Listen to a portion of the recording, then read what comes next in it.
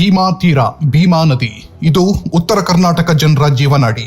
ರೈತರು ಇದನ್ನೇ ನಂಬಿಕೊಂಡು ಜೀವನ ನಡೆಸ್ತಾರೆ. ಇದರಲ್ಲಿ ಹರಿಯುತ್ತಿರೋ ನೀರು ಸಾವಿರಾರು ಕುಟುಂಬಗಳಿಗೆ ಆಶ್ರಯ. ಆದ್ರೆ ಇದೇ ನದಿಯ ನೀರು ಪದೇ ಪದೇ ಕೆಂಪಾಗುತ್ತಲೇ ಇದೆ. ಅದು ಮನುಷ್ಯರ ರಕ್ತದಿಂದ. ಸುಮಾರು 30-40 ವರ್ಷಗಳ ಹಿಂದೆ ಶುರುವಾದ ಸೇಡಿಗೆ ಸೇಡು, ಕೊಲೆಗೆ ಕೊಲೆಗೆ ಅಂತ ಹೆಣಗಳ ರಾಶಿಯನ್ನೇ ಉರುಳಿಸಿದವರಿದ್ದಾರೆ. ಭೀಮಾ ತೀರದಲ್ಲಿ ನೀರಿನ ಜೊತೆ ರಕ್ತವೇ ಹರಿದಿದೆ. ಅಷ್ಟು ದೊಡ್ಡ ರಕ್ತ ಚರಿತ್ರೆ ಇತಿಹಾಸ ಇಲ್ಲಿನ ನದಿ ತೀರಕ್ಕಿದೆ. ಇಲ್ಲಿ ಪದೇ ಪದೇ ವರ್ಷಕ್ಕೊಮ್ಮೆ 2 ವರ್ಷಕ್ಕೊಮ್ಮೆ ಕೊಲೆಗಳು ನಡೆಯುತ್ತಲೇ ಇದೆ. ಭೀಮಾ ತೀರದಲ್ಲಿ ಭೀಮಾ ನದಿ ಹರಿಯುತ್ತಿದ್ದ ಪಕ್ಕದ ಜಮೀನಿನಲ್ಲಿ ನೆತ್ತರು ನೀರಿನಂತೆ ಹರಿದಿತ್ತು. ಜಮೀನಿನ ಮೂಲೆ ಮೂಲೆಯಲ್ಲೂ ಹೆಣಗಳು ಬಿದ್ದಿದ್ವು. 6 ಜನರ ಶವಗಳು ಅತಿ ಭಯಾನಕವಾಗಿ ಕೊಲೆಯಾಗಿತ್ತು. ಆ 6 ಜನರಲ್ಲಿ 5 ಒಂದೇ ಕುಟುಂಬದವರು. ಅಕ್ಕಪಕ್ಕ ರೈತರ ಜಮೀನು, ನಡುವಲ್ಲಿ ಭೀಮಾ ನದಿ. ಈ ಭೀಮಾ ನದಿಯ ಆಳದಲ್ಲಿ ಅಡಗಿರೋದು ಬರೀ ರಕ್ತ ಸಿಕ್ತ ಕಹಾನಿಗಳೇ. ಆಗೊಂದು ಕಾಲದಲ್ಲಿ ನಡೆದಿದ್ದ ಆ ಹತ್ಯೆಗಳ ಹಿಂದಿನ ಕಹಾನಿ ಕೆದಕುತ್ತಾ ಹೋದಂತೆಲ್ಲ ಬೆಚ್ಚಿ ಬೀಳಿಸುವ ಸಂಗತಿಗಳು ಬಯಲಿಗೆ ಬರ್ತವೆ. ಈಗ ಇಲ್ಲಿ ಮತ್ತೊಂದು ಮಹಾ ಹತ್ಯಾಕಾಂಡ ನಡೆದು ಹೋಗಿದೆ. ವಿಜಯಪುರದ ಚಡಚಣ ತಾಲೂಕಿನ ಗೋವಿಂದಪುರ ಗ್ರಾಮ. ಇದೇ ಗ್ರಾಮದಲ್ಲಿನ ಇದೇ ಭೀಮಾ ತೀರದ ಹೊಸ ಬ್ರಿಡ್ಜ್ ಸಮೀಪ ಸುತ್ತಲೂ ರೈತರ ಜಮೀನುಗಳಿರೋದು. ಈ ಜಮೀನಿನ ದಾರಿಯಲ್ಲೇ 6 ಮಂದಿಯನ್ನು ಭೀಕರವಾಗಿ ಕೊಲೆ ಮಾಡಲಾಗಿತ್ತು. 6 ಮಂದಿಯನ್ನು ನರರಾಕ್ಷಸರು ಕರುಣೆಯೇ ಇಲ್ಲದೆ ಕೊಂದು ಮುಗಿಸಿದ್ದಾರೆ. ಭೀಮಾ ತೀರದಲ್ಲೇ ನೆತ್ತರ ಕೋಡಿಯನ್ನು ಹರಿಸಿದ್ದಾರೆ. ಹೊಲದ ದಾರಿಯಲ್ಲೇ ನಿರಾಳೆ ಎಂಬ ಕುಟುಂಬದ 5 ಅವರ ಜೊತೆಯಲ್ಲಿದ್ದ ಮತ್ತೊಬ್ಬನ ಮೇಲೆ ಗುಂಡು ಹಾರಿಸಿ ತಪ್ಪಿಸಿಕೊಂಡು ಓಡೋಕೆ ಮುಂದಾಗಿದ್ದವರನ್ನ ತಲ್ವಾರ್ಗಳಲ್ಲಿ ಕೊಚ್ಚಿದ್ದಾರೆ. ನಮ್ಮನ್ನ ಬಿಟ್ಬಿಡಿ ಅಂತ ಎಷ್ಟೇ ಕೇಳ್ಕೊಂಡ್ರು ಬಿಡದೆ, ಕೈ ಮುಗಿದು ಬೇಡಿಕೊಂಡ್ರು ಸುಮ್ಮನಾಗದೆ ಕಟುಕರಂತೆ ತಲವಾರ್ನಲ್ಲಿ ಹೊಡೆದು ಸಾಲು ಸಾಲು ಹೆಣಗಳನ್ನ ಕೆಡವೆ ಬಿಟ್ಟಿದ್ರು. ಆ 6 ಮಂದಿ ಇವರೇ: ಗೀತಾ ದುಂಡಪ್ಪ ರೇವಣಸಿದ್ದಪ್ಪ ನಿರಾಳೆ, ಶಿವಪುತ್ರ ತಾಹುಕ ನಿರಾಳೆ, ಗೀತಾ ಚಂದ್ರಕಾಂತ ರೇವಣಸಿದ್ದಪ್ಪ ನಿರಾಳೆ, ರಾಹುಲ್ ಶಿವಪುತ್ರ ನಿರಾಳೆ, ಮತ್ತೊಬ್ಬ ಸಮರ್ ಶಿವಪುತ್ರ ನಿರಾಳೆ. ಇನ್ನೊಬ್ಬ ಇವರ ಜೊತೆಯಲ್ಲಿ ಬಂದವ ಶಬೀರ್ ಎಂಬಾತನ ರಕ್ತ ಹರಿಸಿ ಸಮಾಧಿ ಕಟ್ಟಿದ್ದಾರೆ. ಈ 6 ಮಂದಿಯಲ್ಲಿ 5 ನಿರಾಳೆ ಕುಟುಂಬದವರೇ. ಈ ನಿರಾಳೆ ಕುಟುಂಬ ಇಡೀ ಚಡಚಣ ತಾಲೂಕಿನಲ್ಲಿ ತಮ್ಮದೇ ಆದ ವರ್ಚಸ್ಸು, ತಮ್ಮದೇ ಆದ ಹವಾ ಇತ್ತು. ಎಲೆಕ್ಷನ್ ಬಂದ್ರೆ ಸಾಕು, ಈ ನಿರಾಳೆ ಕುಟುಂಬ ಯಾರಿಗೆ ಟಿಕೆಟ್ ಕೊಡೋಕೆ ಹೇಳುತ್ತೋ ಅವರಿಗೆ ಸಿಕ್ತಿತ್ತು. ಈ ನಿರಾಳೆ ಕುಟುಂಬ ಇಂತಹ ವ್ಯಕ್ತಿಯನ್ನ ಗೆಲ್ಲಿಸಿ ಅಂದ್ರೆ ಅಂತಹ ವ್ಯಕ್ತಿಯನ್ನೇ ಗೆಲ್ಲಿಸ್ತಾ ಇದ್ರು. ಶಕ್ತಿಶಾಲಿ, ರಾಜಕಾರಣದಲ್ಲೂ ಬಲಶಾಲಿ, 200 ಎಕರೆ ಜಮೀನಿನ ವಾರಸುದಾರರು. ಇಂತಹ ಬಲಾಢ್ಯ ನಿರಾಳೆ ಕುಟುಂಬದವರನ್ನೇ ಕೊಲೆ ಮಾಡಲಾಗಿದೆ ಅನ್ನೋ ವಿಷಯ ಗೊತ್ತಾಗ್ತಿದ್ದಂತೆ ಇಡೀ ಚಡಚಣ ಭಾಗ ದಂಗಾಗಿ ಹೋಗುತ್ತೆ. ಚಡಚಣ ಪಟ್ಟಣದವರೆಲ್ಲ ನಡುಗಿ ಹೋಗ್ತಾರೆ. ಯಾರು ಕೂಡ ಮುಟ್ಟೋಕೆ ಆಗದಂತಹ ಕುಟುಂಬವನ್ನು ಹೊಡೆದು ಬೀಳಿಸಿದ್ರು ಅಂತ ಭಯಗೊಂಡಿದ್ದಾರೆ. ಇಷ್ಟೇ ಅಲ್ಲ, ಇಡೀ ಚಡಚಣ ಪಟ್ಟಣವೇ ಬಂದ್ ಆಗಿತ್ತು. ಈ ಎಲ್ಲಾ ಮಾಹಿತಿ ಪಡೆದುಕೊಂಡು ತನಿಖೆಗೆ ಇಳಿದಿದ್ದ ಚಡಚಣ ಪೊಲೀಸರು ಒಂದೊಂದೇ ಮಾಹಿತಿ ಕಲೆ ಹಾಕ್ತಾರೆ.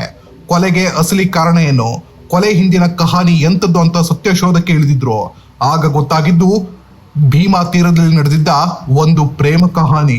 ಈ 6 ಮಂದಿಯನ್ನು ಕೊಲೆ ಮಾಡಿರೋದು ಕಲ್ಲನಗೌಡ ಕುಟುಂಬಸ್ಥರಂತೆ.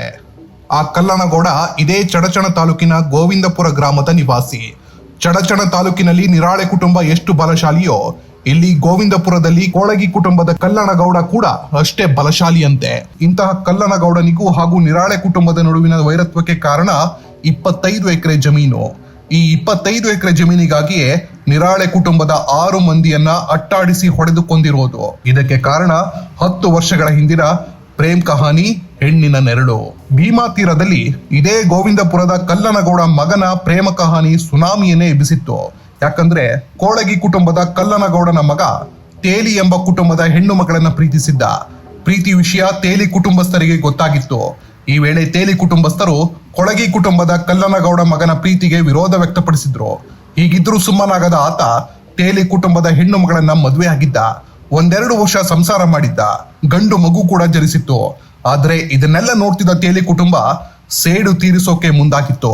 10 ವರ್ಷಗಳ ಹಿಂದೆಯೇ ತೇಲಿ ಕುಟುಂಬ ತಮ್ಮ ಮಗಳನ್ನ ಮದುವೆಯಾಗಿದ್ದ ಅಳಿಯನ್ನ ಕೊಚ್ಚಿ ಕೊಲೆ ಮಾಡಿತ್ತು. ಆ ಕೊಲೆ ಕೇಸಲ್ಲಿ ತೇಲಿ ಕುಟುಂಬದ ಒಬ್ಬ ವ್ಯಕ್ತಿಗೆ ಗಲ್ಲು ಶಿಕ್ಷೆಯೂ ಆಗಿತ್ತು. ಹೀಗಾಗಿ ತೇಲಿ ಕುಟುಂಬ ಊರು ಬಿಟ್ಟು ನಿಗೂಢ ಜಾಗ ಸೇರ್ಕೊಂಡಿತ್ತು. ಹೀಗೆ ಹೋಗುವಾಗ ತೇಲಿ ಕುಟುಂಬ 25 ಎಕರೆ ಜಮೀನು ಬಿಟ್ಟು ಹೋಗುತ್ತೆ. ಇದೇ 25 ಎಕರೆ ಜಮೀನಿನಲ್ಲಿ ಈಗ ಆ 6 ಮಂದಿಯ ಹೆಣ ಬಿದ್ದಿರೋದು. ತೇಲಿ ಕುಟುಂಬದ ಈ 25 ಎಕರೆ ಜಮೀನಿನಲ್ಲಿ ಮಗಳಿಗೂ ಭಾಗ ಬರಬೇಕು. ತೇಲಿ ಕುಟುಂಬದ ಹೆಣ್ಣು ಮಗಳು ಕಲ್ಲನಗೌಡ ಮನೆಯ ಸೊಸೆ. ಆ ಸೊಸೆಯಿಂದ ತನ್ನ ಮಗನನ್ನ ಕಳೆದುಕೊಂಡಿದ್ದೇವೆ. ಆ 25 ಎಕರೆ ಜಮೀನಿನಲ್ಲಿ ಭಾಗ ಪಡೆದು ಸೊಸೆಗೆ ಕೊಡಬೇಕು ಅಂತ ಕಲ್ಲನಗೌಡ ನಿರ್ಧಾರ ಮಾಡಿದ್ದ.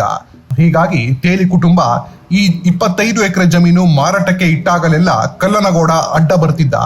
ಈ ಜಮೀನಿನಲ್ಲಿ ನಮಗೂ ಭಾಗ ಬರಬೇಕು, ಮಾರಾಟ ಮಾಡೋಕೆ ಬಿಡಲ್ಲ ಅಂತ ಎಲ್ರನ್ನೂ ತಡಿತಿದ್ನಂತೆ. ಈ ನಡುವೆ ಗುಟ್ಟಾಗಿ ತೇಲಿ ಕುಟುಂಬ 25 ಎಕರೆ ಜಮೀನನ್ನ ಇದೇ ನಿರಾಳೆ ಕುಟುಂಬಸ್ಥರಿಗೆ ಮಾರಿಬಿಟ್ಟಿತ್ತು. ಇದು ನಿರಾಳೆ ಹಾಗೂ ಕೊಳಗಿ ಕುಟುಂಬದ ಕಲ್ಲನಗೌಡ ನಡುವಿನ ದ್ವೇಷಕ್ಕೆ ಕಾರಣವಾಗುತ್ತೆ. ಭೀಮಾ ನದಿಯ ಪಕ್ಕದಲ್ಲಿ ಇರೋ ಈ ಜಮೀನಿಗೆ ತುಂಬಾನೇ ಡಿಮ್ಯಾಂಡ್ ಇದೆ. ಎಕರೆಗೆ 35 ಲಕ್ಷ ಬೆಲೆ ಮಾಡುತ್ತೆ.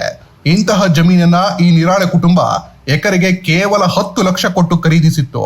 ಕಡಿಮೆ ಬೆಲೆಗೆ ಜಮೀನು ಸಿಗ್ತಿದೆ, ನಮ್ಮನ್ನ ಯಾರೂ ತಡೆಯೋರಿಲ್ಲ, ನಮ್ಮ ವಿರುದ್ಧ ಯಾರೂ ನಿಲ್ಲಲ್ಲ ಅಂತ ನಿರಾಳೆ ಕುಟುಂಬಸ್ಥರು ಅಂದುಕೊಂಡಿದ್ರು. ನಿರಾಳೆ ಕುಟುಂಬಕ್ಕೆ ಜಮೀನು ಮಾರಾಟ ಮಾಡಿ ತೇಲಿ ಕುಟುಂಬ ಸುಮ್ಮನಾಗಿತ್ತು. ಆದ್ರೆ ಕಲ್ಲನಗೌಡ ಮಾತ್ರ ಸುಮ್ಮನಾಗಿರ್ಲಿಲ್ಲ.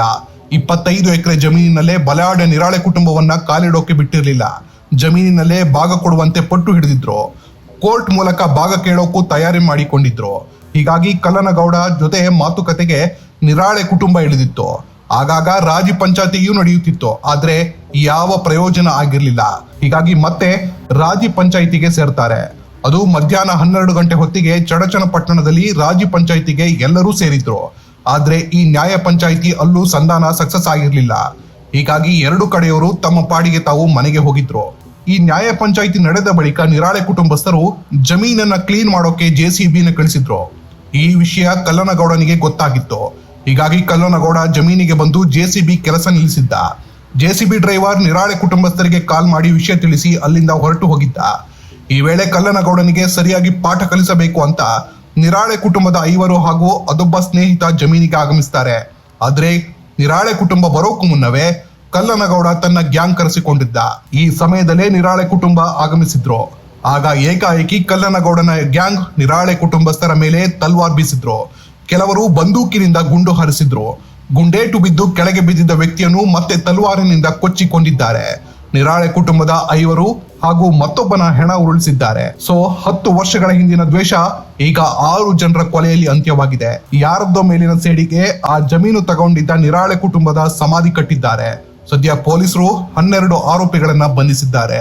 19ರಂದು ಚಡಚನ ಪೊಲೀಸ್ ಠಾಣಾ ವ್ಯಾಪ್ತಿಯ ಗೋವಿಂದಪುರ ಊರದಲ್ಲಿ ಏನು ಒಟ್ಟು 6 ಜನರದ್ದು ಮರ್ಡರ್ ಆಗಿತ್ತು.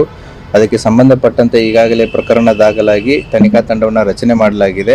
ಈ ಪ್ರಕರಣದಲ್ಲಿ ಈಗಾಗಲೇ 12 ಜನ ಆರೋಪಿತರನ್ನ ಅರೆಸ್ಟ್ ಮಾಡಲಾಗಿದೆ. ಅವರನ್ನ ಇವತ್ತು ಕೋರ್ಟಿಗೆ ಪ್ರೊಡ್ಯೂಸ್ ಮಾಡಿಬಿಟ್ಟು ಪೊಲೀಸ್ ಕಸ್ಟಡಿಗೆ ತಗೊಂಡು ಫರ್ದರ್ ಇಂಟ್ರಾಗೇಷನ್ ಅನ್ನ ಮಾಡ್ತಾ ಇದ್ದೀವಿ. ಅದರಲ್ಲಿ Kallanagowda Patil ಅನ್ನೋರ್ದು DBBL licensed weapon ಏನಿತ್ತು, ಆ ಲೈಸೆನ್ಸ್ಡ್ ವೆಪನ್ ಯೂಸ್ ಆಗಿದೆ ಅನ್ನುವಂಥ ಮಾಹಿತಿನೂ ಕೂಡ ಇದೆ. ಮತ್ತು ಒಟ್ಟು 6 ಜನರ ಮೃತರಲ್ಲಿ ಈಗ ಪ್ರಿಲಿಮಿನರಿ ಪೋಸ್ಟ್ ಮಾರ್ಟಮ್ ರಿಪೋರ್ಟದಲ್ಲಿ 2 ದೇಹದಲ್ಲಿ ಅದೊಂದು DBBL ಬಂದೂಕಿನಿಂದ ಸಿಡಿದಂಥ ಗುಂಡು ಕೂಡ ಕಂಡು ಬಂದಿದೆ. ಅದನ್ನು ಕೂಡ ತನಿಖೆಯನ್ನು ನಾವು ಮಾಡ್ತಾ ಇದ್ದೀವಿ. ಜಮೀನು ವ್ಯಾಜ್ಯನೇ ಕಾರಣ sir. Thank you. It is just beginning of the ಇನ್ವೆಸ್ಟಿಗೇಷನ್ನು. ಈ ಇನ್ವೆಸ್ಟಿಗೇಷನ್ದಲ್ಲಿ ಇನ್ನೂ ಕೆಲವೊಂದಿಷ್ಟು ಹೆಸರುಗಳು ನಮ್ಮ ಹತ್ರ ಕಂಡು ಬಂದಿದ್ದಾವೆ. ಈಗೇನು 12 ಜನ ಸಿಕ್ಕಿದ್ದಾರೆ, ಅದರಲ್ಲಿ FIRದಲ್ಲಿರೋರು 3 ಜನ ಇದ್ದಾರೆ. ಹಾಗಾಗಿ 12 ಬಿಟ್ಟು 9 ಜನ ಬಿಟ್ಟು ಈಗ 9 ಜನ ಎಕ್ಸ್ಟ್ರಾನು ಇದ್ದಾರೆ. ಅಂದರೆ ಈಗ as of now list is 21. So ಇನ್ನೂ ಕೂಡ ನಮಗೆ ಹೆಚ್ಚಿನ ಜನ ಇದ್ದಾರೆ ಅನ್ನುವಂಥದ್ದು ಪ್ರಕರಣದಲ್ಲಿ ಕಂಡು ಬರ್ತಾ ಇದೆ. ಸೊ ಪ್ರೋಗ್ರೆಸ್ ಆಗುವಂಥ ತನಿಖೆ ವಿವರವನ್ನು ನಿಮಗೆ ಮತ್ತೆ ಬರುವಂಥ ದಿನಗಳಲ್ಲಿ ಕೊಡಲಾಗುತ್ತೆ. ಅಂದರೆ ಸರ್ FIRನ ಇಲ್ಲಾರ್ದವ್ರು ಅಂತಂದರೆ ತನಿಖೆ ವೇಳೆ ಈಗ ಅಲ್ಲಿದ್ದವ್ರಿಗೆ ಅವ್ರಿಗೆ ಎಲ್ಲರದ್ದು ಹೆಸರು ಗೊತ್ತಿರಲ್ಲ. ಸೊ ಈಗ ಗೊತ್ತಿದ್ದ ಹೆಸರುಗಳನ್ನ ಕೊಟ್ಟಿರ್ತಾರೆ. ಮತ್ತು 12 ಜನ ಮತ್ತು ಇತರರು ಅಂತಂತೇಳಿ ಕೊಟ್ಟಿದ್ರು ಅವರು. ಸೊ ಅವ್ರಿಗೆ ಎಷ್ಟು ಜನದ ಹೆಸರು ಗೊತ್ತಿದೆ ಅದು ಕೊಟ್ಟಿದ್ದಾರೆ. ಬಟ್ ನಾವು ತನಿಖೆಯನ್ನು ಮಾಡಿದಾಗ ಅದರಲ್ಲಿ ಇನ್ನೂ ಬೇರೆ ಜನನೂ ಕೂಡ ಇದ್ದಾರೆ ಅನ್ನೋದು ಮಾಹಿತಿ ಬಂದಿದೆ. ಎಲ್ಲರೂ ಕೂಡ ಈಗ ಅರೆಸ್ಟ್ ಆದವರು ಎಲ್ಲರೂ ಕೂಡ ಗೋವಿಂದಪುರದವರೇ ಇದ್ದಾರೆ. ಸೊ ಹಾಗಾಗಿ ಒಂದೇ ಕುಟುಂಬಕ್ಕೆ ಸಂಬಂಧಪಟ್ಟವರೇ ಇದ್ದಾರೆ. ಇನ್ನೂ ಕೂಡ ಪ್ರಕರಣ ತನಿಖೆಯಲ್ಲಿದೆ. ಮುಂಬರುವಂಥ ದಿನಗಳಲ್ಲಿ ನಿಮಗೆ ಹೆಚ್ಚಿನ ಮಾಹಿತಿಯನ್ನು ಕೊಡಲಾಗುತ್ತೆ. Thank you.